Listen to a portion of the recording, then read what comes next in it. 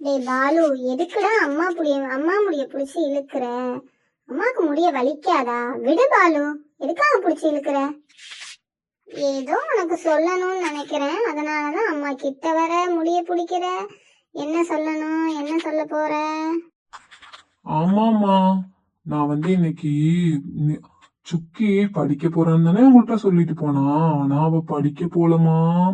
அங்க அண்ணாச்சி கடை போட்டிருக்காரு பாருங்க, அங்க போய் நின்னு மாயா மீரா சுக்கி 3 பேரும் அதை வேடிக்கை பார்த்துட்டு விளையாண்டுட்டு இருக்காங்கம்மா. அவ வந்தோன்னு நீங்க வேணா கேளுங்க, நான் பொய் சொல்றேனா இல்லையான்னு உங்களுக்கே தெரியும். அவ வரட்டும், நான் கேக்குறேன். நீ பொய் சொல்றியா இல்லையான்றது எனக்கு அப்ப தெரியும். சுக்கி, வந்துட்டியா? இங்க வா. நீ எங்க போன? நீ படிக்க போலன்னு சொல்றானே பாலு, நீ அண்ணாச்சி கடையை போய் வேடிக்கை பார்த்துட்டு இருந்தியா? அண்ணாச்சி கடையில போய் நீ மீரா மாயா நீங்களா விளையாண்டுட்டு இருந்தீங்களா? அதுக்குதான் நீ பர்மிஷன் கேட்டோன்னே சரி போய் நல்ல பிள்ளையா படிச்சுட்டு வான்னு சொன்னா. உன்னை என்ன சுக்கி பண்றது? அடிக்கிறவா? உன்னை அடிச்சாதான் நீ அடங்குவ, அடிக்கலன்னா நீ அடங்க மாட்டான்னு நினைக்கிறேன். சொல்லு, என்ன பண்றது நீயே சொல்லு. அம்மா, அவன் சொல்றத நம்பாதீங்கம்மா.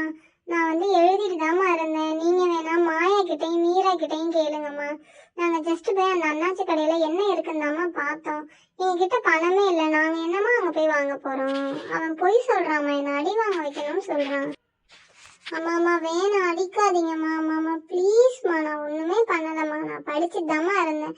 கொஞ்ச நேரம் தாமா அங்க போயிட்டு வந்தேன். இருங்க, நான் போய் மாயாவையும் மீராவையும் கூட்டிட்டு வரேன். நீங்களே கேட்டு பாருங்க அவங்க கிட்ட, அப்புறமா தான் உங்களுக்கு புரியும்.